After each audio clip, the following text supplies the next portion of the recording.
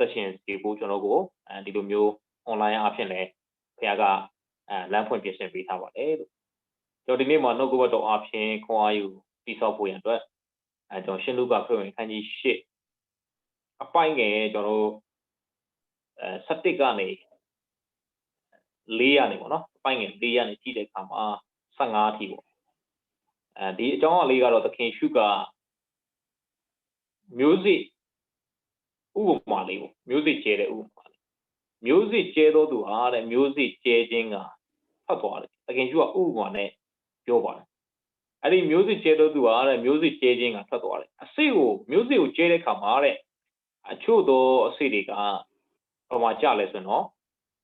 နံပါတ်1အဲ့ဒီအစိကဘာမှတော့ကြဆိုလမ်းမှာကြလမ်းဟုတ်တယ်လမ်းမြေပါပေါ့နော်တချို့တော့လမ်းမြေမှာကြတဲ့အစိတွေကြတော့ကြော်နှင်းချင်းခံရပြီးတော့တဲ့ဒီမိုးကောင်းငင်ငှက်တွေဟာအောက်စားပလိုက်တချို့တော့အစိကြတော့တဲ့ကြောက်ပေါ်မှာကြကြောက်ပေါ်မှာကြတဲ့အစိကကြတော့တဲ့အပင်ပေါက်တော့ခါတော့အပင်တော့ပေါက်လိုက်တယ်သို့တော့ညီဩဇာမရှိတဲ့အတွက်ကြောင့်နဲ့ညှိုးနွမ်းပြီးတော့ပျက်စီးသွားတယ်ညီဩဇာမရှိတဲ့အခါမှာညှိုးနွမ်းပြီးတော့ပျက်စီးသွားတယ်အချို့အစိတို့ကြတော့စူးပင်ထဲမှာကြတယ်တဲ့စူးပင်တွေကတဲ့သူ့ကိုညှင်းဆဲတယ်သူကတော့အပင်ပေါက်တယ်ပြန်တော့မသေးဘူးသို့တော့စူးပင်ထဲမှာကြတဲ့အတွက်ကြောင့်စူးပင်တွေညှင်းဆဲတော့သူအပင်မသေးဘူးနောက်ဆုံးအစိကတော့ကောင်းသောမြေမှာကြတဲ့အခါမှာအပင်ပေါက်ပြီးတော့အစတရားပွားများပြီးတော့အသီးသီးတယ်လို့မိန့်တော်မူတယ်ကြားစရာနားရှိတော်သူမိတီကကြားပါစေလို့သခင်ရှုကဟောပြပါအဲ့ဒီအခါမှာတပည့်တော်တွေကနားမလဲသခင်ရှုပြောတော့ဘာအဓိပ္ပာယ်လဲမျိုးစေ့တချို့ကလမ်းမှာကြားတယ်တချို့ကကြောက်ပေါ်မှာကြားတယ်တချို့ကစူးပင်တွေကြားထဲမှာကြားတယ်တချို့ကကောင်းသောမြေမှာကြားတယ်၄ခုပေါ့မျိုးစေ့၄မျိုးမဟုတ်ပါဘူးမျိုးစေ့ကတစ်မျိုးပဲဘာ၄မျိုးဖြစ်တာလဲဆိုတော့ကြားတဲ့မြေကြီးက၄မျိုးဖြစ်တယ်တချို့မြေကလမ်းမြေတချို့မြေကကြောက်ပေါ်တဲ့မြေတချို့မြေကစူးပင်တွေပေါက်တဲ့မြေတချို့မြေကတော့ကောင်းတဲ့မြေမျိုးစေ့ကတော့တစ်မျိုးပါပဲဒါပေမဲ့ဘာကွာသွားလဲဆိုတော့မြေမျိုးစားကွာသွားတယ်တပည့်တော်တွေကနားမလည်တဲ့အခါမှာအပိုင်ငယ်6မှာကိုတော့တဲ့အဲ့ဒီဥပမာရဲ့အနက်စိတ်တွေကဘလို့လဲပြောပြပါအဲ့ဒီခါမှာအပိုင်ငယ်30မှာသခင်ရှုကပြန်ပြောတယ်ပင်တို့ကတဲ့ဘုရားသခင်နိုင်ငံတော်ဤနက်နဲသောအရာကိုသိရတဲ့အခွင့်ရှိပါတယ်မင်းတို့ကငါရဲ့တပည့်တော်တွေဖြစ်တယ်ယုံကြည်သူတွေဘုရားသားသမီးကိုဘုရားသခင်ပေးသိနက်နဲတဲ့အရာတွေပေးသိပါ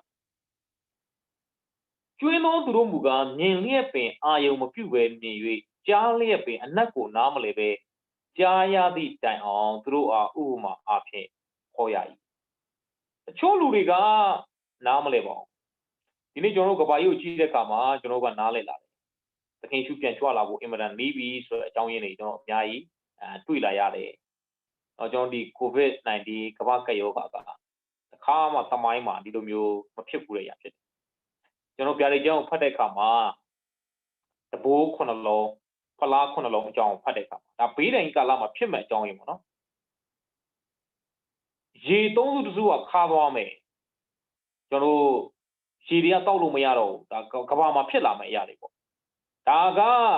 အခု COVID-19 ကဘေးတိုင်ကာလတော့မရောက်သေးဘူးနော်ကျွန်တော်ကြုံရတဲ့ကိစ္စကဟာမလွယ်ဘူးမပေါ့6-3လုံးတစ်စိမ့်မနှိပ်ရင်ဈေးဝယ်လို့မရတော့ဘူးဒါတည်းဖြစ်လာအခုကဒါကြိုတင်ပြီးတော့ဒီ sign တွေကိုဘုရားသခင်ကဘာပြောမလဲဆိုတော့ကျွန်တော်ရုပ်ရှင်ကားတကားကိုကြည့်တဲ့အခါမှာထွေလာရင်ပြတာပေါ့နော်ထွေလာလို့ပြောမလားတီစာလို့ပြောမလားထွေလာပေါ့နော်ဟိုအစမ်းပေါ့အတူလေးပြတာအခုကဘေးတိုင်ကာလရဲ့အစမ်းလေးဘုရားသခင်ကမြည်ဆန်းခိုင်းတာနော်အစမ်းတော့တော်တော်လေးခံရတယ်ဗျအစင်ဆိုရင်မလွယ်တော့ဘေးတိုင်ကာလထဲမှာတော်တော်ခတ်မယ်ဒါဘုရားသခင်ကျွန်တော်တို့အစမ်းလေးမြည်ခိုင်းလိုက်တာCOVID-19 နဲ့တကမ္ဘာလုံးကစီးပွားရေးတွေရက်တန့်အကုန်လုံးလူတွေကတယောက်တွေ့လို့မရခက်ခဲမှုတွေဖြစ်လာအဲဘုရားသခင်ဒီလိုကိစ္စတွေကြုံလာရင်လူသားကတကားဝအနည်းကိုရောက်ပြီးဆိုတော့မင်းတို့သတိပြုပါလို့သခင်ဘုရားကမိန့်တော်မူပါတယ်ဒါကြောင့်မို့ကျွန်တော်တို့ဒီအချိန်ကာလမှာဘုရားနှုတ်ကပတ်တော်နဲ့တွားရမယ့်အချိန်ကာလဖြစ်တယ်ယုံကြည်သူတို့ကတော့ပူစရာမရှိဘူးတော့စိုးရိမ်စရာမရှိဘူးဘလောက်ပဲခက်ခဲပါစေ ဘုရားသခင်ကဘေးတိုင်းကာလမတိုင်ခင်မှာကျွန်တော်တို့ကိုချီဆောင်သွားမှာဖြစ်ပါတယ်ကျွန်တော်ကဘေးတိုင်းကာလထဲမှာရောက်เสียအကြောင်းမရှိပါဘူးဒီလိုအစမ်းသက်လူတွေကိုတတိပေးတယ်နောင်နှရဖို့အတွက်တတိပေးတဲ့ကာလမှာလည်းဘုရားသခင်ကျွန်တော်တို့ပွဲခါထားပါမသာထားပါဒါကြောင့်မို့ဘုရားသခင်နိုင်ငံတော်နဲ့ဆိုင်တဲ့အရာတွေကိုကျွန်တော်ကအာယုံပြုရမယ်နားလည်ဖို့အင်မတန်အရေးကြီးပါတယ်အခင်ရှုကအပိုင်ငယ်7မှာစပြီးတော့ရှင်းပြဥပမာအနတ်ဒိဗေကဒီမျိုးစေ့ကျဲတဲ့ဥပမာရဲ့အနတ်ဒိဗေကမျိုးစေ့သည်တဲ့ဘုရားသခင်ဤတရားစကားဖြစ်မျိုးစေ့ကတဲ့ဘုရားရဲ့တရားစကားဖြစ်တယ်လမ်း၌ရှိသောဒါဆိုရင်မျိုးစေ့ကဘုရားတရားစကားဆိုရင်မျိုးစေ့ကဘုရားသခင်ရဲ့နှုတ်ကပတ်တော်စကားဖြစ်အဲ့ဒီမျိုးစေ့ကဘာမှမပြောင်းလဲဘူးမဖောက်ပြန်ဘူးမပြတ်စီးဘူးမျိုးစေ့ကပြဿနာမရှိဘူးပြဿနာရှိတာပါမြေကြီးပြဿနာဖြစ်တာမြေကြီးဖြစ်ဒီမှာလာပြီပထမမြေကအပိုင်ငယ်ဆက်နေလမ်း၌ရှိသောသူကဟောဒီမှာပြောပြီလမ်း၌ရှိတဲ့လူရဲ့အသက်တာအဲ့ဒီမြေကြီးပေါ့အဲ့ဒီလူကတဲ့လမ်းမှာရှိတဲ့မြေလိုပဲတဲ့တရားစကားကိုကြားသိရှိတော့ယုံကြည်ခြင်းကယ်တင်ခြင်းတို့မရောက်စေခြင်းကမာနတိလာ၍တရားစကားကိုနှလုံးထဲမှာနှုတ်ယူတော်သူကိုဆိုလိုသည်တရားစကားကိုကြားတဲ့အခါမှာတဲ့ယုံကြည်ခြင်းကယ်တင်ခြင်းတို့မရောက်စေဖို့အတွက်သာလမဏတ်ကတဲ့သူ့ရဲ့နှလုံးသားထဲကနေပါနှုတ်ယူရတယ်ဆိုရင်နော်တရားစကားကိုနှုတ်ယူရတယ်ဒါဆိုရင်လမ်းမှာကြားတဲ့မြေဆိုတာကဘာကိုပြောတာလဲတရားစကားကိုကြားပြီးတော့မခံယူတဲ့သူမြေကြီးဆိုတာကသင်ရဲ့နှလုံးသားကိုပြောခြင်းဖြစ်ပါတယ်ဘလို့နှလုံးသားရှိတဲ့သူလဲဆိုတော့လမ်းကဲ့သို့လမ်းမြေကဲ့သို့နှလုံးသားရှိတဲ့သူကတရားစကားတော့ကြားရပါတယ်သူ့ထဲမှာဘုရားရဲ့နှုတ်ကပတ်တော်တရားစကားကတော့မျိုးစေ့ကြပါတယ်ဒါပေမဲ့အပင်မပေါက်ဘူးဘာလို့အပင်မပေါက်လဲအဲ့ဒီမျိုးစေ့ကိုတဲ့လမ်းမှာကြားတဲ့ခါမှာဘာတွေကကောက်စားသွားလဲအပေါ်မှာကျွန်တော်ဖတ်တဲ့ခါမှာမိုးကောင်းကင်ငှက်တွေကကောက်စားသွားတယ်တခင်ရှုကပြန်ရှင်းပြတဲ့ခါမှာတော့မာနကကောက်စားသွားတယ်ဘာဖြစ်လို့လဲသူကလမ်းပေါ်မှာအပေါ်ရံပဲကြားနေတာမြေကြီးထဲတဲ့ကိုမရောက်အပေါ်ရံအပေါ်ရံယုံကြည်တဲ့ခရစ်ယာန်ပေါ့ဗျာခရစ်ယာန်တော့ဖြစ်ကောင်းဖြစ်မယ်မီးဆန်းကောင်းမီးဆန်းမယ်ဒါပေမဲ့အပေါ်ရံပဲလမ်းပေါ်ရံမှာကြားတဲ့ကြောင့်ငှက်ကမြင်နေရတော့ဘာလို့ကောက်လဲကောက်စားသွားမြေကြီးထဲကိုမရောက်နှလုံးသားထဲကိုမစိမ့်ဝင်တရားစကားကိုကြားတယ်နှလုံးသားထဲကိုမရောက်ဘူးအဲ့ဒီလိုမစိမ့်ဝင်တဲ့အခါမှာအပင်ပေါက်လားမပေါက်ပါအဲ့ဒီမျိုးစေ့ကသာရမဏေကကောက်စားသွားပြီးတော့ဘယ်ကိုမရောက်စေခြင်းကလဲယုံကြည်ခြင်းကယ်တင်ခြင်းတို့မရောက်စေခြင်းကမာနတိလာ၍တရားစကားကိုနှလုံးထဲမှာနှုတ်ယူလိုက်တယ်ယုံကြည်ခြင်းကယ်တင်ခြင်းတို့မရောက်စေတော့ငါလို့ပြောတဲ့အတွက်ကြောင့်ဒီလိုလမ်းမြေကဲ့သို့နှလုံးသားရှိတဲ့သူကကယ်တင်ခြင်းမရကယ်တင်ခြင်းမရဘူးဆိုတာကယ်တင်ခြင်းဆုံးရှုံးတယ်ပြောတော့မဟုတ်ကယ်တင်ခြင်းဆိုတာကဆုံးရှုံးတယ်လို့မရှိပါဘူးကျမ်းစာထဲမှာကယ်တင်ခြင်းဆုံးရှုံးတယ်ဆိုတဲ့စကားလုံးတစ်လုံးမှမတွေ့ရဘူးကယ်တင်ခြင်းဆိုတာဆုံးရှုံးတယ်မရှိဘူးငကိုယ်တည်းကမရဒီမျိုးစေ့ကိုကြည့်တဲ့အခါမှာအပင်မပေါက်ဘူးချက်ချင်းပဲမာနကဘာလို့သွားလဲဆိုတော့နှုတ်ယူသွားတယ်နောက်ထပ်နှလုံးသားမြေတစ်မျိုးကတော့ကြောက်ပေါ်တဲ့နှလုံးသားမြေသူ့ရဲ့နှလုံးသားအင်မတန်မှခိုင်ပါတယ်အင်မတန်မှမာကျောတယ်ကြောက်ပေါ်တဲ့နှလုံးသားမြေဖြစ်တဲ့အခါမှာတရားစကားကိုကြားတဲ့အခါမှာ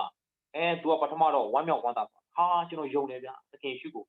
ဟာတကယ်ဘုရားသခင်ကောင်းမြတ်တယ်ဒါပေမဲ့ဒီလူလည်းအပေါ်ယံပဲဗျအပေါ်ယံပဲခုနကလမ်းမြေကတော့သိကြတယ်အပေါ်ယံမာနကဘာလို့သွားလဲကောက်စားသွားတယ်ဒီကြောက်ပေါ်တဲ့မြေကြီးမှာကြားတဲ့လူရဲ့တတ်တာကဘာနဲ့တူလဲဆိုတော့ခရိယန်ဘာသာလည်းဝင်လာကောင်းဝင်လာမယ်သခင်ခရစ်တော်ကိုယုံကြည်ပြီးတော့သူကတန်ရှင်သောဝိညာဉ်တော်ရဲ့တကိုးတွေတောင်မီးဆန်းကောင်းမီးဆန်းအောင်ပါအာသာထမ်းအောင်ပြောနိုင်ရင်ပြောနိုင်အောင်ပါသူက prophet ပြုတော်ပြုနိုင်အောင်ပါသူများကိုဆူတောင်းပေးလို့အနာငြိမ်းနေတာပဲဖြစ်ရင်ဖြစ်အောင်ပါဒီကြောက်ပေါ်တဲ့မြေကြီးကသိတိကြဖို့ကောင်းတယ်မသိတော့ဘာဖြစ်လို့လဲအပင်ပေါက်တယ်ဗျကြောက်ပေါ်တဲ့မြေကြီးကတရားစကားကိုကြားတဲ့အခါမှာသူအပင်ပေါက်တယ်တရားစကားကိုကြား၍ဝမ်းမြောက်သောစိတ်နဲ့ခံတော်လဲစိတ်နှလုံး၌အမြင့်ပဲမဆွဲတာသူအပင်ပေါက်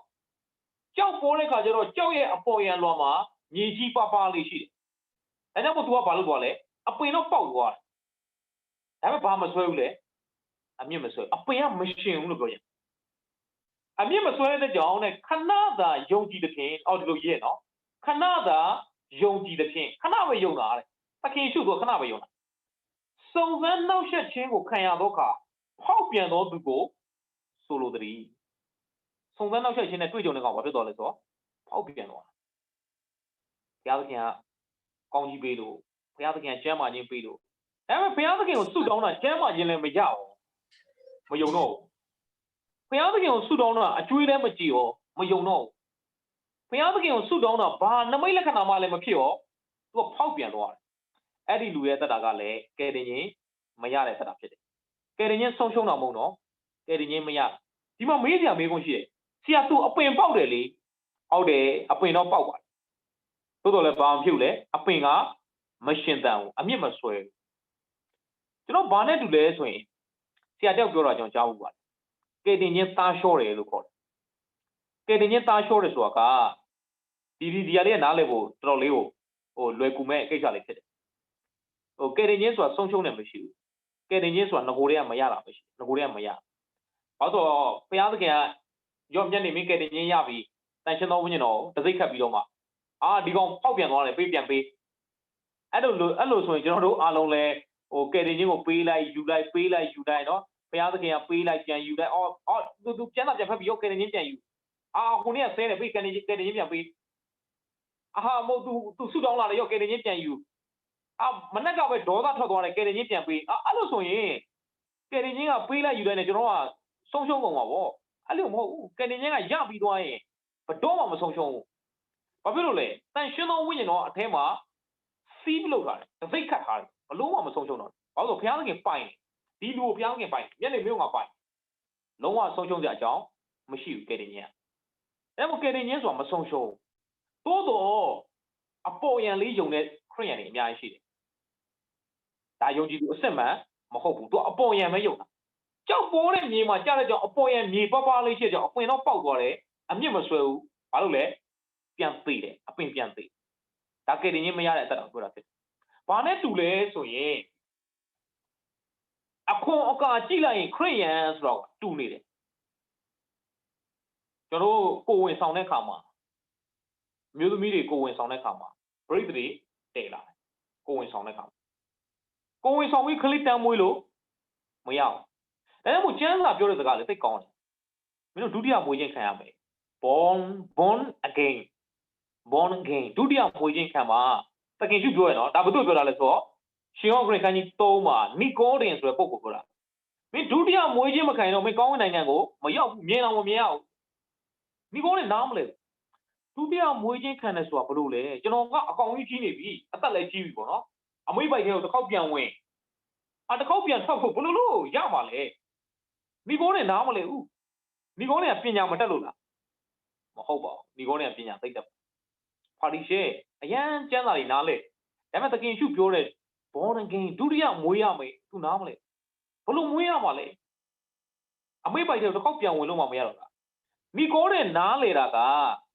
လူဇာတိသဘောအရာမွေးဖွားခြင်းကိုပဲနားလေနီကိုတဲ့နားလေတာကလူဇာတိသဘောအရာအမေနဲ့အဖေနဲ့ပေါင်းဆက်ပြီးတော့ဗရိတ်တွေယူပြီးတော့မွေးဖွားခြင်းကိုပဲသူကနားလေသခင်ရှုပြောတဲ့ဒုတိယအကြိမ်မွေးရမယ်နောက်တစ်ခေါက်ထပ်မွေးရမယ်ဆိုတာကအမိတ်ပိုက်ထဲကမွေးတာမျိုးမဟုတ်တော့သခင်ခရစ်တော်ကိုမိမိရဲ့အသက်သခင်ကယ်တင်ပိုင်ရှင်ဖြစ်ယုံကြည်လက်ခံခြင်းအပြင်အထဲထဲမှာတန်ရှင်းသောဝိညာဉ်တော်ကိန်းအောင်တဲ့အခါမှာသူကမွေးဖွားသွားတယ်ဖျားသားသမီးကဲ့သို့မွေးဖွားသွားတယ်ဒါကြောင့်မို့ရေနှင့်ဝိညာဉ်တော်မမွေးတော်သူတည်းတဲ့ကောင်းကင်နိုင်ငံကိုမမြင်ရအောင်ဘာနဲ့ပါလဲဆိုတော့ရေနှင့်ဝိညာဉ်တော်တန်ရှင်းသောဝိညာဉ်တော်ကသင်အသက်တာထဲမှာကိန်းအောင်ခြင်းကိုဒုတိယမွေးခြင်းလို့ခေါ်ပါတယ်ရေဆိုတော့ပါလေနှစ်ချင်းခန္ဓာကိုပြောတာမဟုတ်ပါဘူးတချို့အားလုံးကနည်းနည်းရှုပ်ထွေးသွားတယ်နှစ်ချင်းခန္ဓာနဲ့ဒုတိယမွေးခြင်းနဲ့သွားရောနှစ်ချင်းခန္ဓာတိုင်းကဒုတိယမွေးခြင်းဆိုရင်မြန်မာနိုင်ငံမှာ2008ခုနှစ်ကနာဂစ်ဖြစ်တော့အသင်းတော်တစ်ပါးဘာလုပ်တယ်မှလဲအဲ့ဒီစံနေစီတွေအသင်းချုပ်ကအဖွဲ့ချုပ်ကလာပေးတော့အသင်းတော်ထဲမှာစံနေစီတွေအများကြီးပဲဘေးနားမှာမယုံကြည်သူတွေလာတဲ့ခါကျတော့မင်းတို့စံနေစီလိုချင်ဘာလုပ်အောင်လဲနှစ်ချင်းခံဒါမှစံနေစီတွေပေးမယ် ဘာလို့အဲ့ဒီဆရာထင်တာနှစ်ချင်းခံလိုက်ရင်နှစ်ချင်းတယောက်ခံလိုက်သူအိုးဆိုရော့ကောင်းကင်ကိုအဲ့လိုလှမ်းပို့လိုက်တယ်လို့ပေါ့နော်သူ့ရဲ့ဝိညာဉ်ကိုကောင်းကင်ကိုလှမ်းပို့လိုက်တယ်လို့နှစ်ချင်းဖလုံးနှစ်ချင်းခံတာနဲ့ရော့ကောင်းကင်အဲ့လိုထင်လားမသိဘူးနှစ်ချင်းခံနိုင်ကောင်းကင်ရောက်တာမဟုတ်ပါဘူးနှစ်ချင်းခံတယ်ဆိုတော့ကယုံကြည်ခြင်းရဲ့ process ယုံကြည်ခြင်းရဲ့ဖြစ်စဉ်တစ်ခုပေါ့ယုံကြည်ခြင်းကိုသက်သေပြတဲ့အရာတစ်ခုပဲနှစ်ချင်းခံနိုင်ကောင်းကင်နိုင်ငံရောက်တာမဟုတ်ဘူးသူကအဲ့ဒီလူတွေကိုဘာလို့လဲဆိုတော့စံနေစီတွေလိုချင်ဘာလို့ရမလဲနှစ်ချင်းခံဒါလွဲမှတဲ့ကိစ္စပဲသူများကိုပေးလိုက်ပါလားအေးဝင်လီခေါ်လိုက်ပေါ့သူတို့ယုံကြည်ပြောင်းလဲလာမှနှစ်ချင်းပေးဒါမှန်ကန်တဲ့နီလန်စံနေစုတွေလိုချင်တော့ဟိုလူတွေကဘာလို့တာလ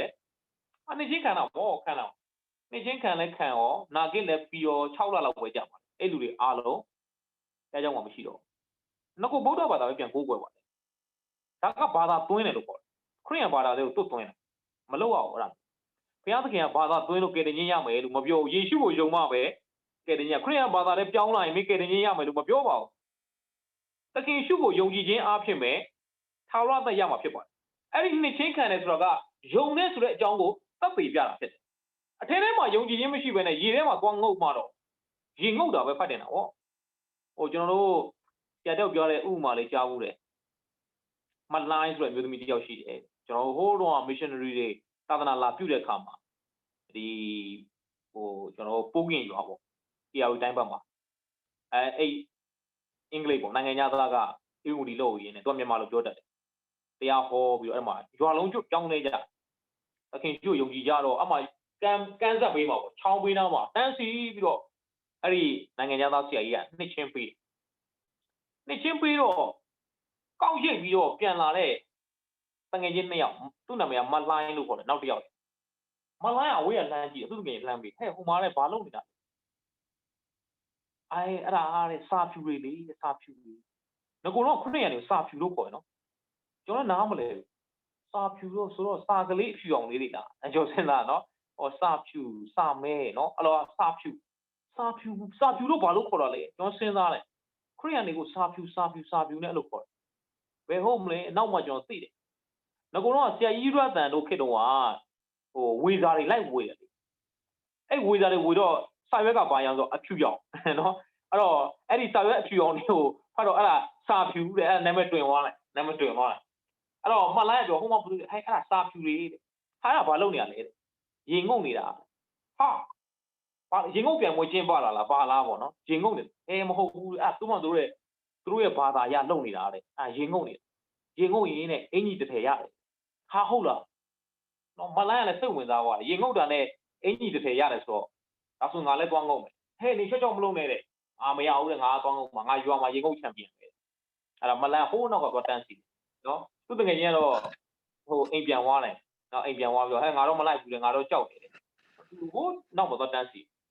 လူတွေတန်းစီတယောက်ပြီးတယောက်တန်းစီတော့အဝေးကနေလမ်းကြည့်တော့ဆရာကြီးကမေးတယ်ဗဇက်ကနေကွာစီမေးတာသူအဝေးကနေလမ်းကြည့်တော့သူမကြားရ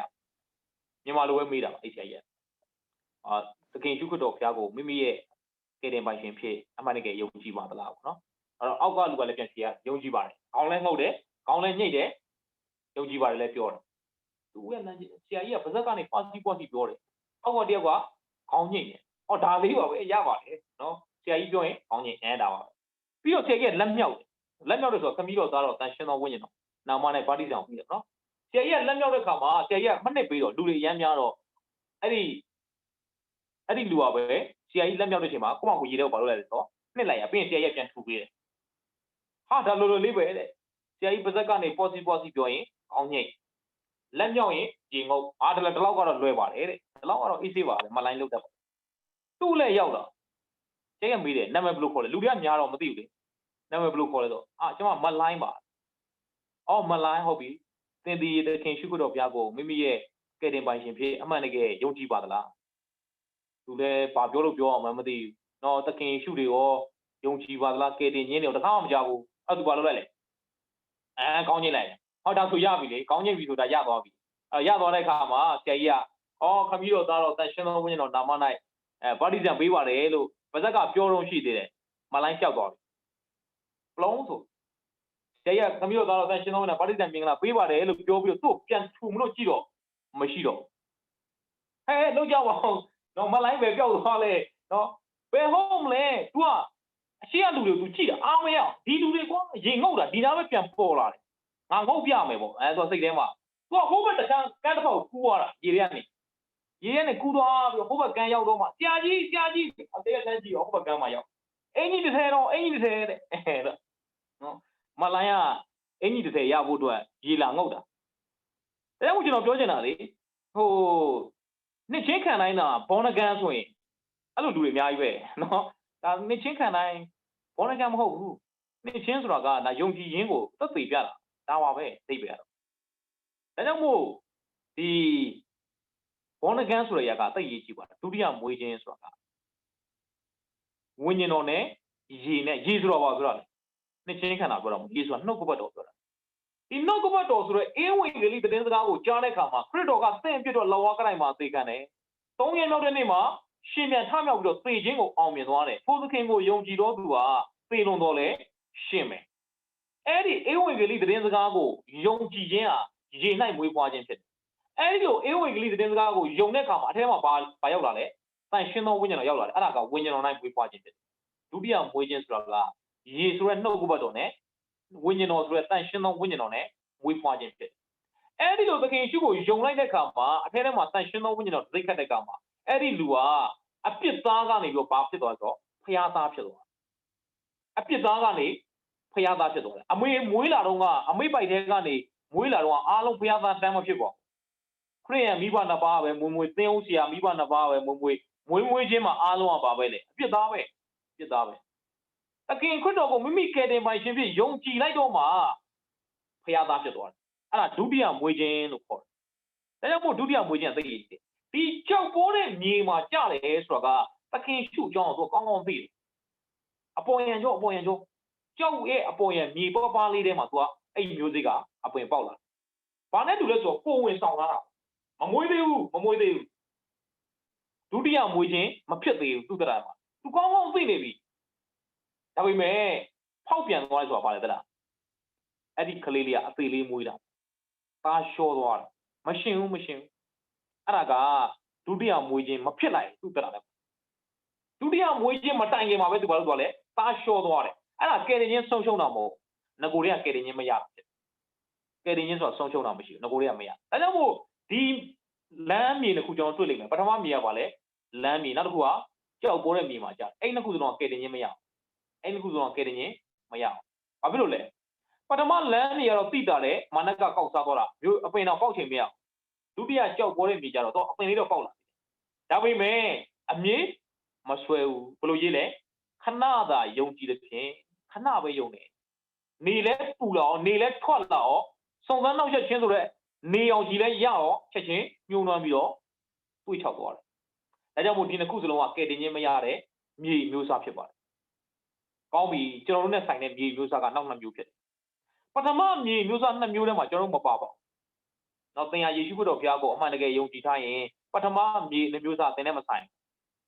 တို့ရတွင်ဒုတိယအမြေနှစ်မျိုးနဲ့စားသင်နဲ့ဆိုင်တယ်ဒီနောက်ဆုံးမြေနှစ်မျိုးကပထမတစ်မျိုးကတော့စူးပင်တို့တွင်ရှိတော်သူကတဲ့တရားစကားကိုကြားသည်ရှိတော်လောကီစိုးရင်ခြင်းစီးစိမ်ကြွယ်ဝခြင်းကာမဂုဏ်ခံစားခြင်းတို့သည်နှိပ်စက်၍အသီးမသီးတော်သူကိုဆိုလိုသည်ဒီစူးပင်မှာကြားတဲ့မျိုးစေ့အဲ့ဒါကတော့ယုံကြည်သူဘောနဂန်ခရစ်ယာန်ပဲကယ်တင်ခြင်းရပါတယ်ကယ်တင်ခြင်းရတယ်အဲ့ဆိုအပင်ကမသေးဘူးဗျမသေးဘူးသူကမသေးဘူးဒါပေမဲ့ဘာဖြစ်လဲသီးလည်းမသေးဘူးတဲ့မသေးပေါ့ဗျာမသေးလည်းမသေးဘူးသီးလည်းမသေးဘူးမသေးအဲ့ဒါကအဲ့လိုခရစ်ယာန်သက်တာအများကြီးပဲဘာဖြစ်လို့လဲအပင်ကမြေကြီးရှိတဲ့အတွက်ကြောင့်မျိုးစေ့အပင်ပေါက်တယ်မျိုးစေ့အပင်ပေါက်သို့တော်လည်းသူ့ဘေးနားမှာစူးပင်တွေကဝိုင်းနေတယ်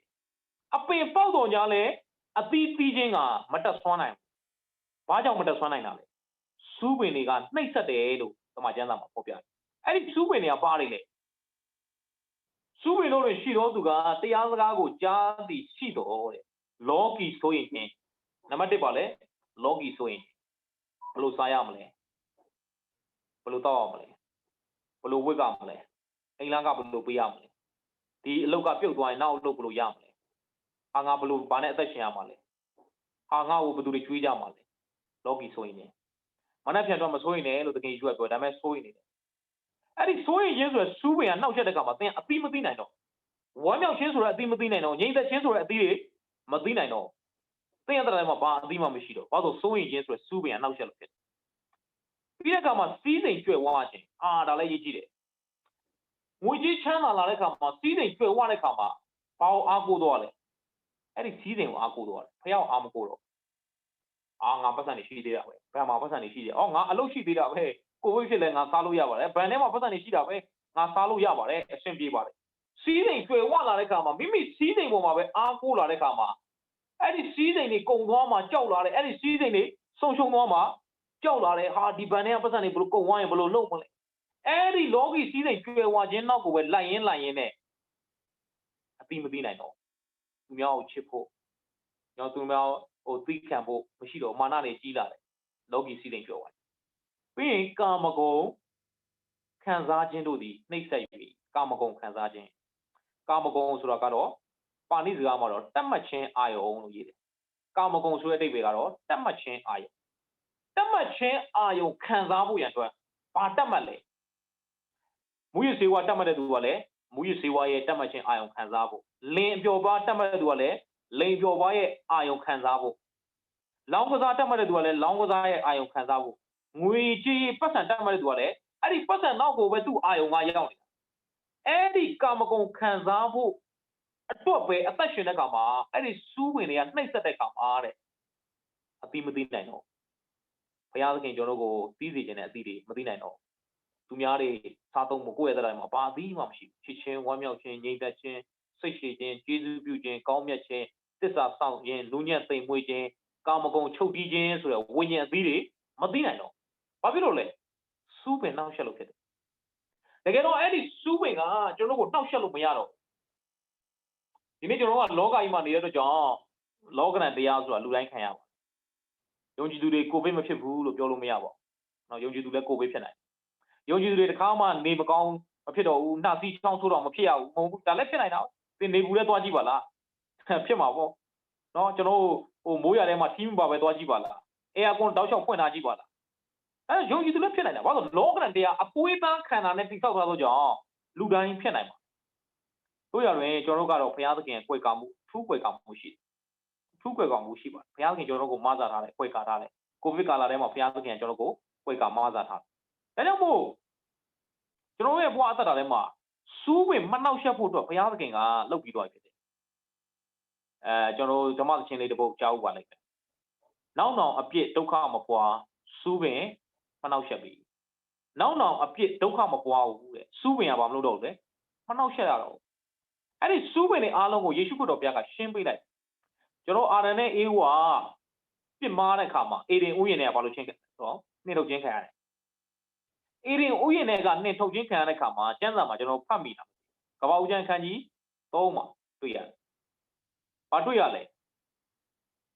ကျွန်တော်အဲ့ဒါဖတ်ပြမယ်နော်ကပ္ပဦးကျမ်းခန်းကြီး3မှာအပိုင်းငယ်18မှာစူးဝင်မျိုးမျိုးတို့ကိုလည်းသင်ဖို့မြေပေါက်စေမည်လေ၌ဖြစ်သောဟင်းသီးဟင်းရွက်ကိုသင်စားရမည်စူးဝင်အမျိုးမျိုးတို့ကိုလည်းသင်ဖို့မြေပေါက်စေမည်မြေကြီးကနေဘာတွေပေါက်လာမလဲစူးဝင်တွေပေါက်လာမင်းခိုင်ခက်ခက်စိုက်ပျိုးစားသုံးအောင်အဲ့ဒီစူးဝင်ဆိုတာကဝိညာဉ်ရေးရသဘောတရားရဆိုရင်တော့ခုနပြောတဲ့ဘလို့စားရမလဲဘလို့တောက်ရမလဲလောကီစိုးရင်ခြင်းတွေဖြစ်တယ်စီးစိမ်ကျွဲဝါခြင်းတွေလောကစီးစိမ်တွေနောက်ကိုပဲလိုက်ပြီးတော့ဒီလောကအရာတွေကိုပဲရှာဖွေပြီးတော့အဲ့ဒါတွေကိုပဲပူပန်ပြီးတော့အသက်ရှင်နေတဲ့အသက်တာတို့ဖြစ်တယ်။ကာမဂုဏ်ခံစားခြင်းကိုယ့်ရဲ့အသွေးသားကတောင်းတလာတဲ့အရာကိုမလွန်ဆန်နိုင်မဲနဲ့လိုက်ဖြည့်ဆည်းနေရတာအဲ့ဒါကာမဂုဏ်ခံစားခြင်းလို့ခေါ်ကိုယ့်အသွေးသားကတောင်းတလာတဲ့အရာကိုမလွန်ဆန်နိုင်ဘူးအသွေးသားကြီးကချုပ်ကင်ထားတယ်အဲ့ဒီနောက်ကိုလိုက်နေရတယ်အဲ့ဒီစူးဝင်တွေကနှောက်ယှက်ဖို့ရန်အတွက်ဘုရားသခင်ကမြေကနေဘာလို့ဖြစ်လဲပေါက်စေတယ်ဘာဖြစ်လို့လဲအာရန်နဲ့အေဝါကဘုရားစကားနားမထောင်ဘဲနဲ့ကြဆင်းသွားတဲ့ခါမှာစူးဝင်ဆိုတဲ့လောကရန်တရားကနှောက်ယှက်တယ်ဒါကြောင့်မို့ကျွန်တော်လောကထဲမှာနေတဲ့အတွက်ကြောင့်စူးဝင်ဆိုတဲ့လောကရန်တရားရှိလားရှိပါတယ်စူးဝင်ဆိုတဲ့လောကရန်တရားကျွန်တော်ကို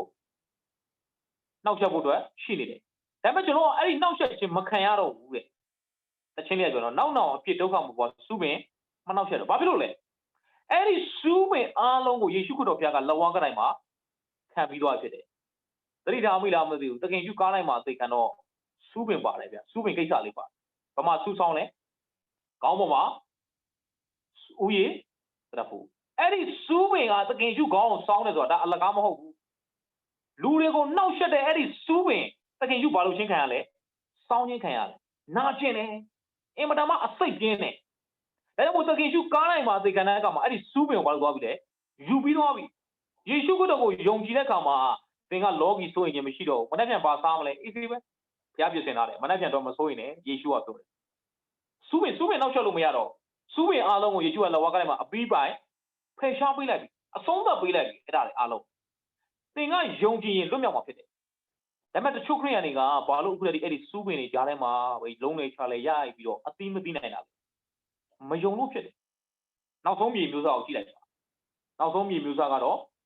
ရှင်လူကခွင့်ခန်းကြီးရှေ့အပိုင်ငယ်15ကောင်းသောမြေ၌ရှိသောသူကဖြောင့်မတ်စင်ကြယ်သောစိတ်နှလုံးနှင့်တရားစကားကိုကြားလင်ဆွဲလန်းသောအဖြစ်ငြဲညံစွာအသီးသီးသောသူကိုဆိုလိုသည်နောက်ဆုံးမြေမျိုးစားနောက်ဆုံးနှလုံးသားအမျိုးစားပေါ့မြေဆိုတာနှလုံးသားကိုမျိုးစေ့ကတော့ဘုရားတရားစကားဖြစ်တယ်အဲ့ဒီနောက်ဆုံးနှလုံးသားမျိုးစားကတော့ကောင်းသောမြေသူ့နှလုံးကကောင်းနေတယ်သူ့နှလုံးကသိကောင်းတယ်ဘုရားသခင်ကိုသိချစ်တယ်ဘုရားနဲ့ပတ်သက်ရင်ဦးစားပေးတယ်ဘုရားသခင်ကိုနံပါတ်1နေရာမှာထားတယ်နှိမ်ချတတ်တယ်ဘုရားမပါပဲအသက်မရှင်ဘူးမာနာမကြည့်ဘူးကိုယ်ခွန်အားနဲ့ကိုယ်မသွားဘူးကိုယ်စွမ်းစားပုံမှာအမိမပြုတ်ဘုရားကိုပဲလုံးဝအမိပြုတ်ထားတဲ့အသက်တာအဲ့ဒီလိုနှလုံးသားမြေရှိတဲ့ခါမှာတဲ့